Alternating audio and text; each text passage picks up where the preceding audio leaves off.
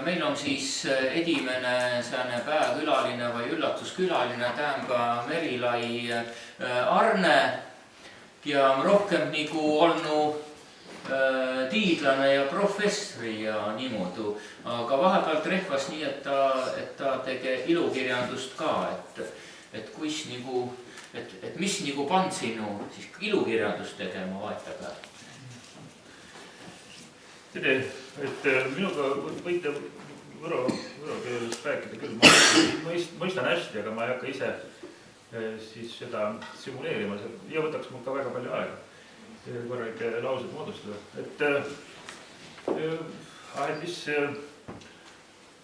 No ma olen alati nagu olnud ikkagi niisugune amfiib, et kahe poolega mulle meeldib, see kirjutamise lõbu on nii suur, et mulle meeldib kirjutamine kui selline iseenesest.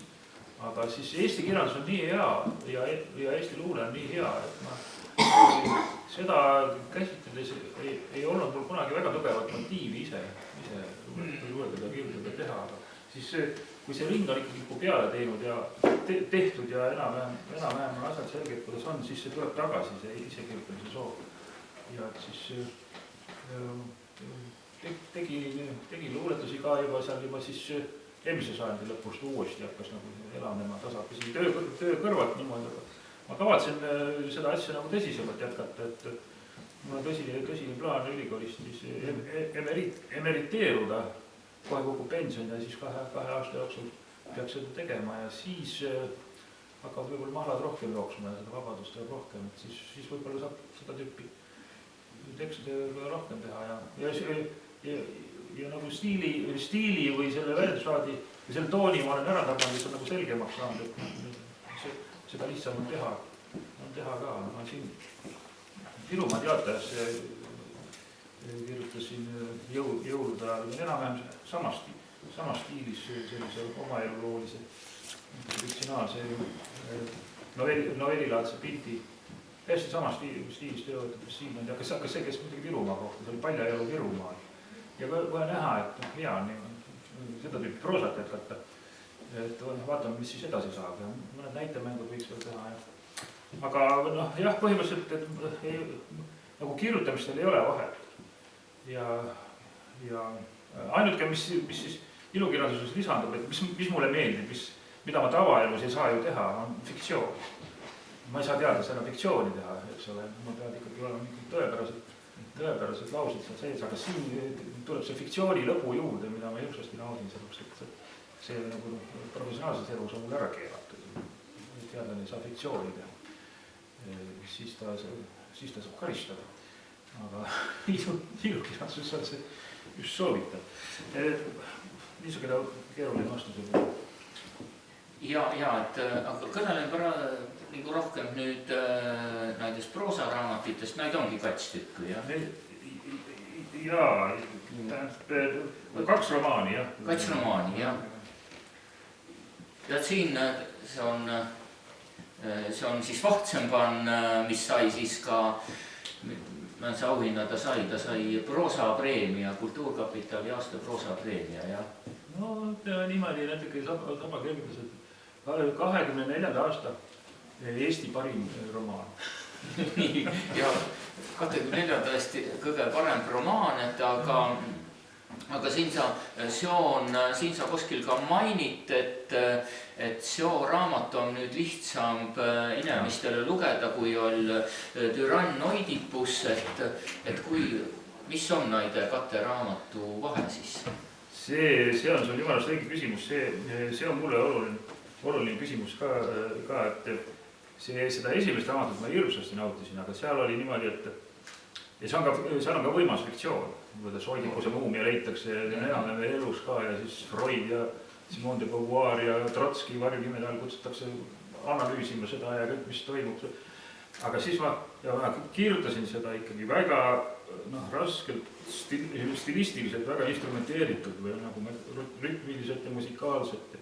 Ja siis minu enda teadvuses see fiktsiooni pool ja siis see väljenduse pool, stilistika pool, nad olid nagu mõlemad tasakaalus, nagu raske just, et tõstad seda kangi. Aga tead, lugeja jaoks on niimoodi, et see stilistika lihtsalt tabab ära ja inimesed ei ole võimelised seda lugema. mul on väga kahju, aga samas ma ei saa ka teisiti, noh, mingi moel see seisus kohustab, et kui sa oled kirjandusteadlane, siis sa pead ikkagi nagu avangardi esinema ja mitte mõtlema preemiate aga asjade peale, et olema nagu mingi moel nagu avangardi maailma kirjandust uuendama, noh, mida enne ei ole olnud. Sa pead selle nagu ära tegema, see oli täiesti vajalik. Aga siis siit nagu fiktsiooni osa jäi mõnusasti ka alles, oma eluloolisest tuli juurde. Aga siis nagu stilistikast ma võtsin ikkagi, keerasin seda volüümi nupu peaaegu maha. Päris maha ei keeranud, et aga ta on nagu lugejasõbralikum lugeda. Ikkagi seal keelelõbu jääb küll sisse. Ja siis tuleb välja, et inimestel on see hakanud väga meeldima. Ja et see lugejasõbralikum, ma arvan, oli õige asi. Ja pärast, kui ma need trikid ära teen, siis ma võin päris null stiili peale minna. Siis ma ei pea enam tõestama. Nii et ütled, aga paned nagu torust tule, ja? Ja lihtsalt ei pea enam keerutama seal keeleliselt, aga siiamaani see keeleline mõnu, sa ise elad ju seda sama elu ja ülle ja haapad. See on ületamata mõnu, sa ei saa ikka seda ära, sa ei saa takistada seda, see toodab sulle seda neid väga jaoluhormoone nii hullusti. See on narkomaania liik. Jaa. Ja et ma võin ütelda, et niivõrd kuivõrd ma olen seo Türann Oidipuse omal ajal läbi lugenu. Sul ta orden on. Aga nüüd ole nii, et tuuleks mul tõtest väga rasselt, et ma mõtlen nüüd, ma arvan, et kas tuust olla näiteks 15 aastat. Et igal juhul juba ei kui müüda, et või olla 2009. Ja, no ütleme nii, enam vähem pea, et eks ma päris algus enda ette võtse ja lugesin. See on nagu nohu, sa ei pane tähele, aastat. Just, ja. Alles nagu eile. Aga eks ma nüüd mõtli jah, et ma nagu võtta ta vast seal ette, et vast on mulle kadud kultuuri tihti rohkem kogunenu, kas või see Läti väga kõiksuguste asjade uurmise kaudu ja niimoodi, et ma kae, kus ta nüüd on. Aga seal on siis see võti. Seal ei hakkas kohe alguses ilmuvad Merilaisi sondeerimisel kõrge mingi teooria tasel. See ei ole üldse niimoodi, see teooria on lihtsalt, see on fiktsiooni osa, et mingid teadlased ajavad mingit jura ja seal oli ideed. Et see kõik see tänapäevane teadus oli neil juba teada, mingil salaga paaste all oleval ordul oli kõik see asi teada ja siis hiljem hakkas siis tasapidi välja tulema, isegi Amarone veini nad leidsid seal juba, mis tegelikult just kui 50-ndatel leidsid. See on nagu fiktsiooni osad, seda ei tohi üldse tõsiselt võtta. Mis pagana seal Deleuze ja Guattari, enne Deleuze ja Guattari. See on lihtsalt mäng, eks ju. Aga seda võeti kuidagi väga tõsiselt, et nagu selleks asja point ei ole. Et demonstreerida mingit teooriat, see on jura. See on lihtsalt ehitusmaterjal. No ja. Aga too on jällegi põnev, kui raamatut saab väga erineval moel tõlgendada. Ja mulle meeldib see Pahdini idee, et romaan peab olema polüfooniline ja mitmeäänne. See on erinevad, nagu Liivil oli see raadio, laps on raadio, ümberringi kõik hääled, kõik signaalid tuleb tal kokku. Et romaan peab, siis ümberringi, mis tahes hääled, žanrid, tekstid on olemas, et romaan võiks neid kõiki asju kuidagi viisi kokku viia. Ja siis seda ma olen küll rakendada. Kas erilaadi tekstitüübid või erilaadi hääled. Tekiks mingisugune suur mosaiik kõigist, mis meid ümbritseb. No ja nüüd puuinemise on ju, et see ongi nagu mosaiik, et siis või vist žanre päris palju lööda, et kas see on sul mõttega niimoodi? Seda ma tahtsin, jah. Et erinevad asjad ja siis muidugi kõik Facebook ja värk ja kõik, sinu muutub sinu selleks keskkonnaks. Nagu Juhan Liivil oli Nõmm ja Metsatee oli loodus. Meil on kõik see loodus, mis meil ümbritseb, ka keeleline ja nii asjad. See loodus, mis meie ümber on, aga see osaliselt on kultuuriline see keskkond, et seda ei saa vältida, ega ma ei saa ka midagi teha. Mis on minu jaoks loomulik keskkond, ma pean ta panema. Igale lugejale see ei ole loomulik keskkond, sellest ma saan kuidagi aru, aga räägitakse, et erinevad lugejad veavad täiesti erinevad asju ja selles on see polifooniline, see edu ongi, et igaüks tegelikult leiab mingi oma kihi sellest teosest. Aga see algas puudest. ma tahtsin puudest kõik. Puud ja telefoniraamat on siin kõige tähtsam osa selles teoses, aga see on kõik, üldse kõige igavam osa, aga tegelikult see on kõige tähtsam.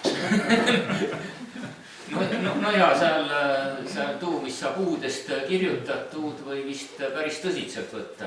Ja, aga ma ei hakka ütlema, ma ei saa keeruline ka, aga seal on, tähendab, et samal ajal on see üsna tugevalt fiktsionaalne. Aga samal ajal tegelik. No ja. Aga seal jääb mulje nagu, et oleksid juba mingid 40 meetrised jurakad, aga nad on neis vitsad. Tuleviku muusika, tõenäoliselt. Ja, et selle on võib-olla väljendus see mõte ka, mis kordus läbi raamatu seo, et sul oma saapa egal põõsa. Seda ma tahaks ette lugeda isegi täna. Tähendab, et see kus on saapid Igan Puhman, jah? Igan Puhman, jah. See on esimene tekst, mis ma kirja panin. Aga sihikuga, et pärast seda tulevad puud. Et ma saaks puid serveerida, mul oli vaja kuidagi mingisugust looburit sinna ümber, et mis kontekstis ma serveerin. Ja see, mis ma mõtlesin, kuna hiljem kirjutan, see minu oma elulugu osutus selleks voodärtuseks, mida oli vaja, et ma saaksin puid serveerida. Ja siis need kaks asja koos. Ja see oli siis nagu esimene, kus ma võtsin juba üles enda käsile, esimene nagu novell. See on tegelikult niisugune novell, mingisugust 7-8 novelli on seal sees. Mingisugust autobiograafilise tagamaaga, aga tegelikult see on ka fiktsiooni sees. Ja toda mul oli tahtmine lugeda, kuna see on nagu see otseselt ka nagu see Urmaste kohad ja värgid ja see linnakoha sees. Ja naabrimees lepitu ka. Ja sa mainid Urvaste nime seal päris palju, et siist Kaia alt sa nagu rohkem Fisela